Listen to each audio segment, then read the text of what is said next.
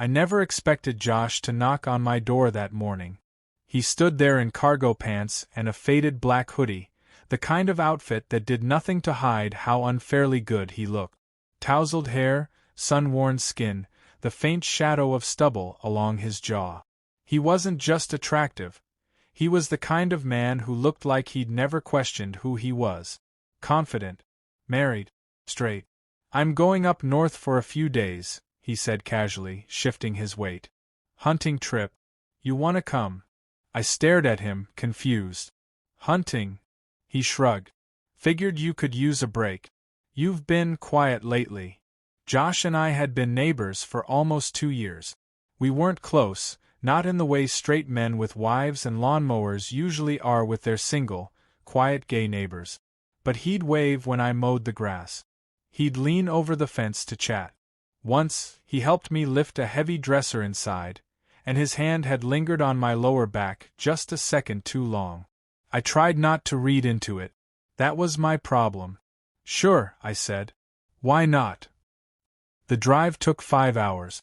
Long stretches of winding roads, the forest on either side turning from green to gold in the afternoon light. Josh drove with one hand on the wheel, sunglasses on, jaw working around a piece of gum. Every now and then, he'd glance over at me. "So," he finally said, somewhere past the second gas stop, "you still seeing that guy?" I blinked. "No. That ended a while ago." He nodded slowly, eyes on the road. "He wasn't right for you." I raised an eyebrow. "You didn't even know him?" Josh smiled faintly. "Didn't have to." We didn't say much after that. But something had shifted. The cabin sat deep in the woods, tucked beside a quiet lake. Remote. Peaceful. No cell service. One dusty bedroom with 2 twin beds pushed to opposite walls. A fireplace. A kitchen that smelled like cedar and damp stone. "You take whichever bed," Josh said, tossing his duffel onto the floor. "Doesn't matter to me." I chose the one nearest the window. It wasn't much, but I wasn't here for luxury.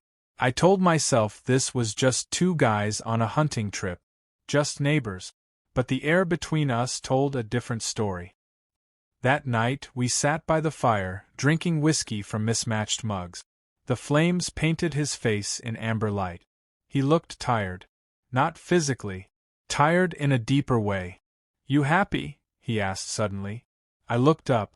"With what?" "Life. Yourself. All of it." I hesitated.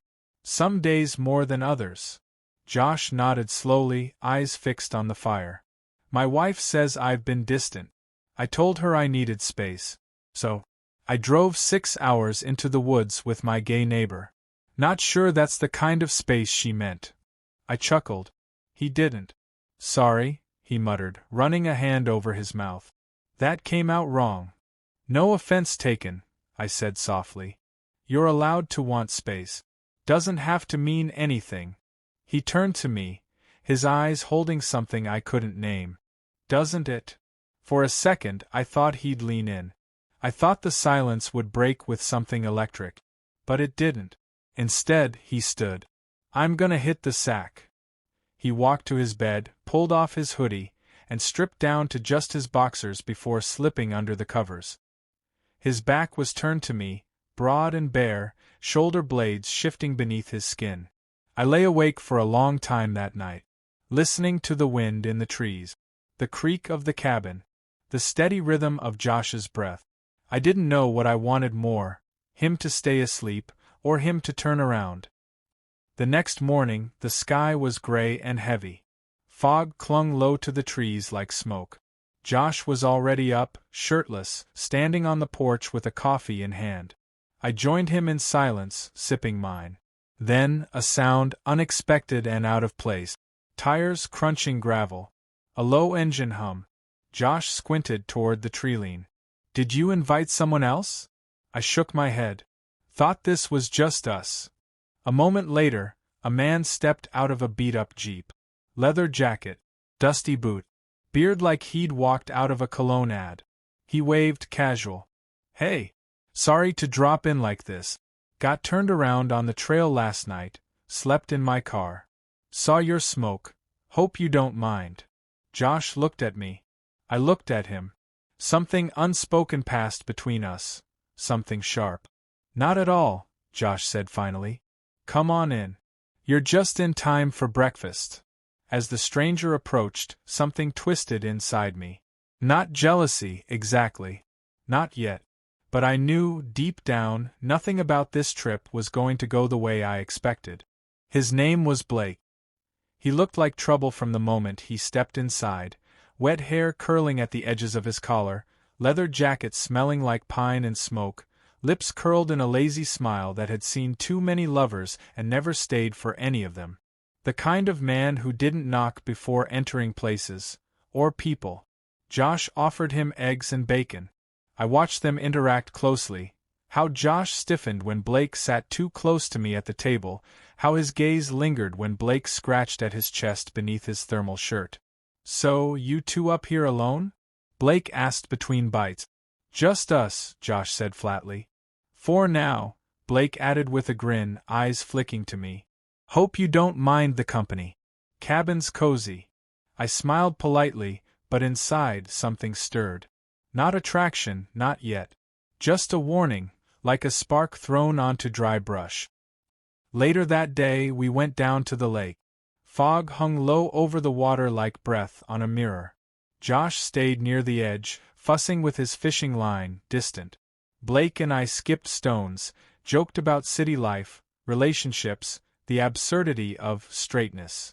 You ever think about someone you shouldn't? Blake asked casually.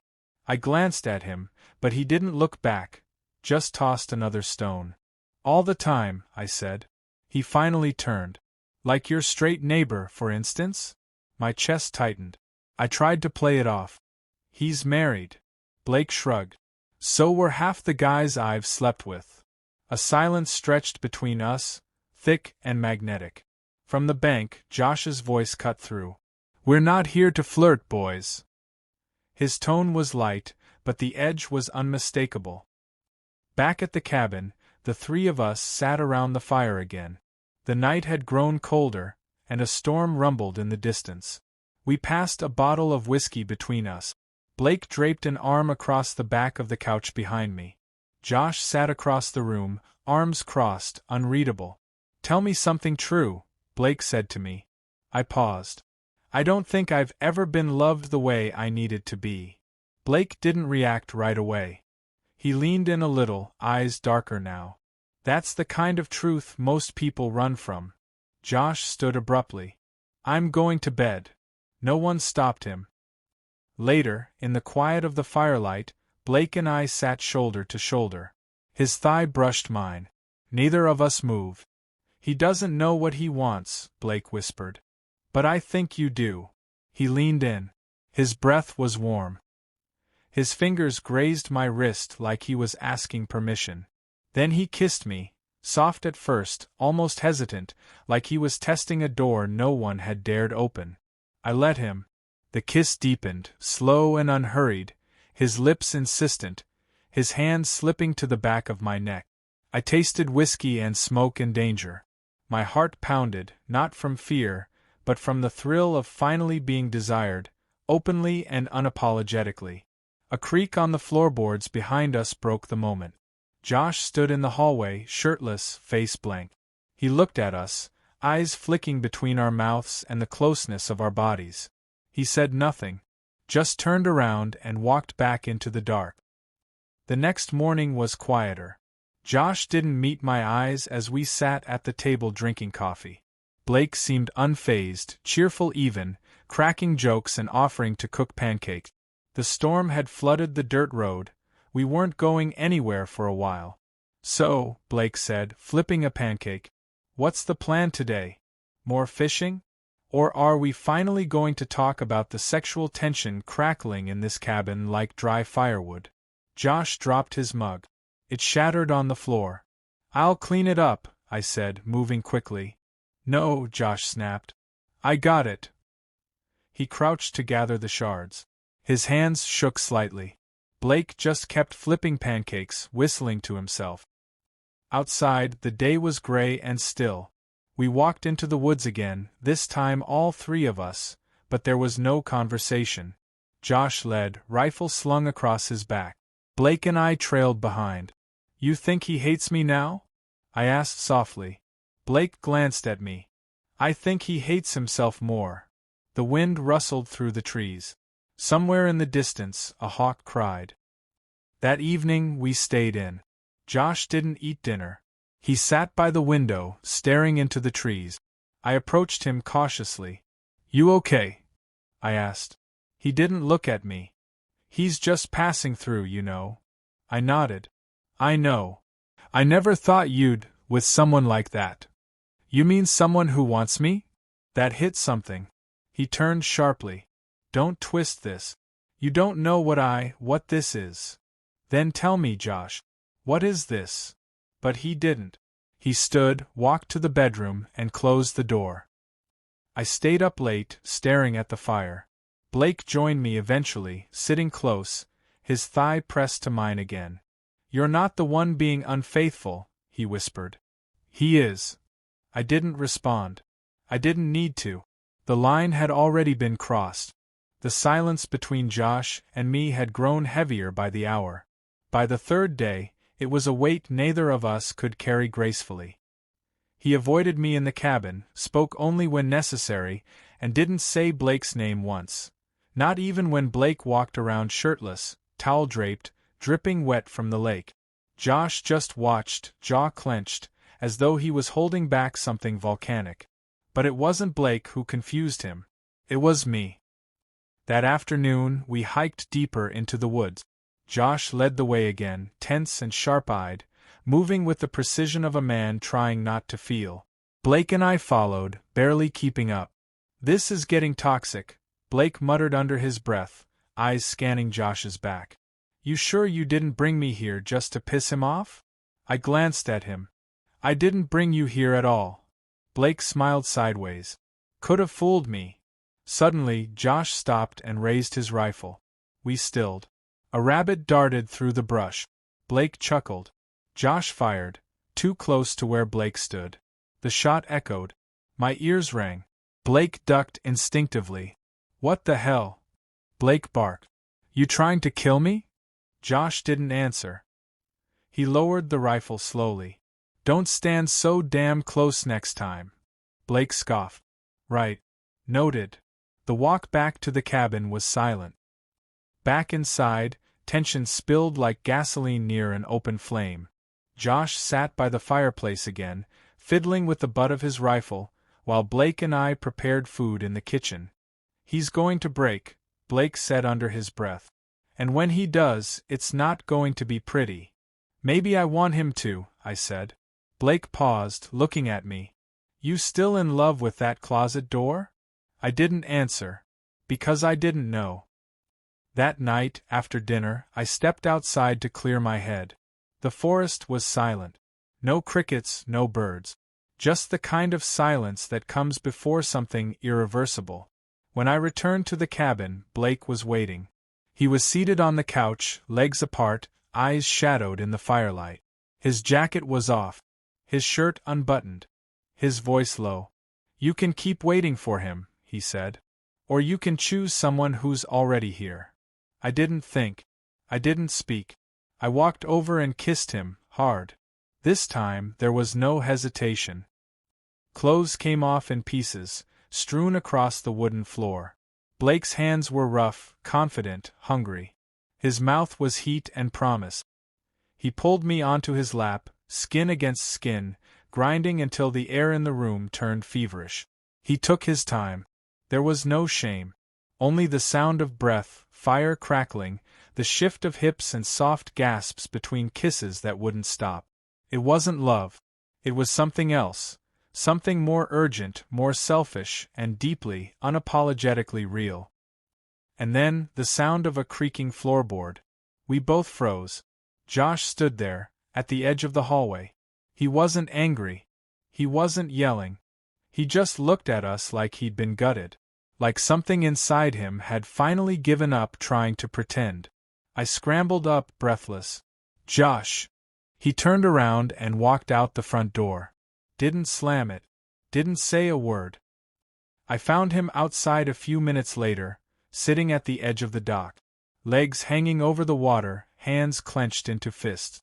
"You weren't supposed to do that," he said without looking at me. "Then what was I supposed to do, Josh?" I asked, voice low.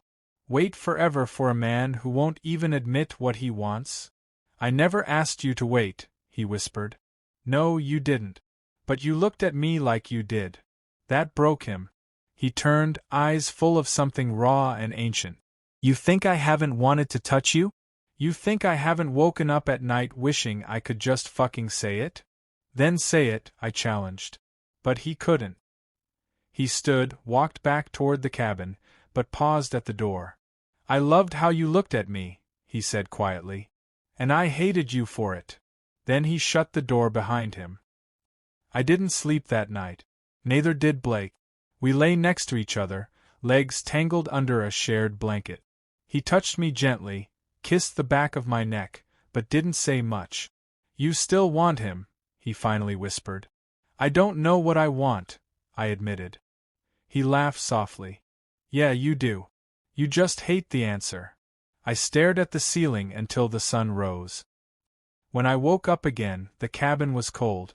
Josh was gone. His duffel bag, his rifle, his jacket, all of it.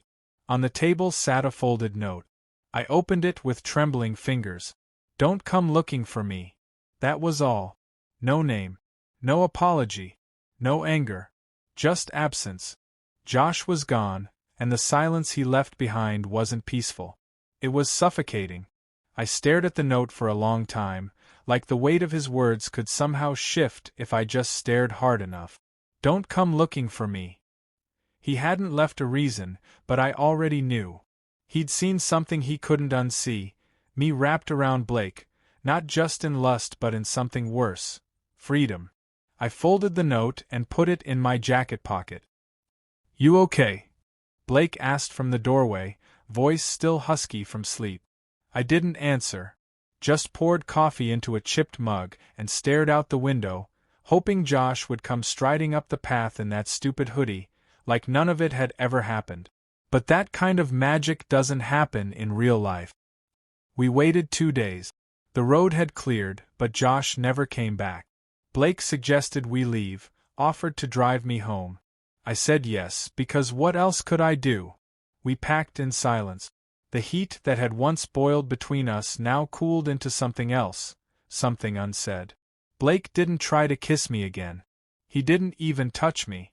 Halfway down the mountain road, he finally spoke. "Did you love him?" I looked out the window. Pines blurred past. "I don't know." He nodded like that was the answer he'd expected. We stopped for gas in a small town. I went into the convenience store and walked straight to the beer cooler, even though it wasn't even noon. I stared at the glass doors, my own reflection looking hollow and confused. Josh's voice echoed in my head. "I loved how you looked at me. And I hated you for it." There was no roadmap for what we had. No label. Just 1,000 glances, one drunk confession, and a trail of emotional debris. I didn't buy the beer. Back home, everything felt smaller. My house, once a sanctuary, felt too quiet. Josh's place next door was dark, his porch light off, curtains drawn. His wife's car was gone too. I never even asked if she knew about the trip. I stood by the window that night and stared at his house, wondering if he'd ever look at mine again. Blake stayed for a few days.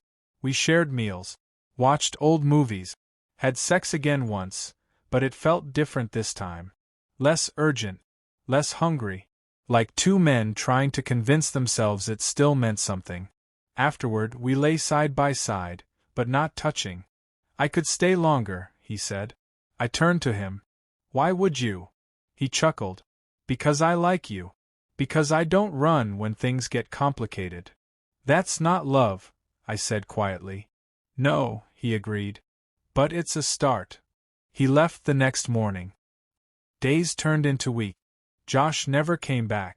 Sometimes I'd hear a car in his driveway late at night, his wife maybe. But the lights stayed off, the curtains closed. He'd retreated, not just from me, but from everything. I kept replaying every moment in that cabin like it was burned into the film reel of my memory. The glances, the silence, the storm. The moment he watched me give my body to someone else and said nothing at all. One evening, I stood on the edge of our property line, beer in hand, watching the golden light fade over the rooftop. The ache in my chest hadn't dulled. It had just become something I lived around. I walked to Josh's house. I didn't knock. Just stood there, staring at the door I used to imagine he'd open shirtless, smiling, with some excuse to come over and borrow a tool he never needed. I raised my hand and lowered it again. Some truths can't be unspoken once they've been kept too long. As I turned to leave, I whispered something into the empty night. I would have waited, if you'd just said the word. But maybe he never knew how to. Weeks later, I found Blake's leather jacket hanging behind my door. He hadn't taken it with him. On impulse, I slipped it on. It smelled like him, woods, sweat, fire, and something wilder. It didn't fit right, not because of size, because it didn't belong to me. Life moved on. Or pretended to. Neighbors watered lawns. Kids biked past. The world didn't care who kissed who in the woods or who shattered silently in the shadows of a cabin far from home. I started seeing someone new eventually. A guy from across town. Kind, open, uncomplicated. But every now and then, when he'd say something too tender or look at me like I meant more than just a good night, I'd flinch. Because a part of me was still sitting by that lake, next to a man who couldn't say what he wanted, until it was too late.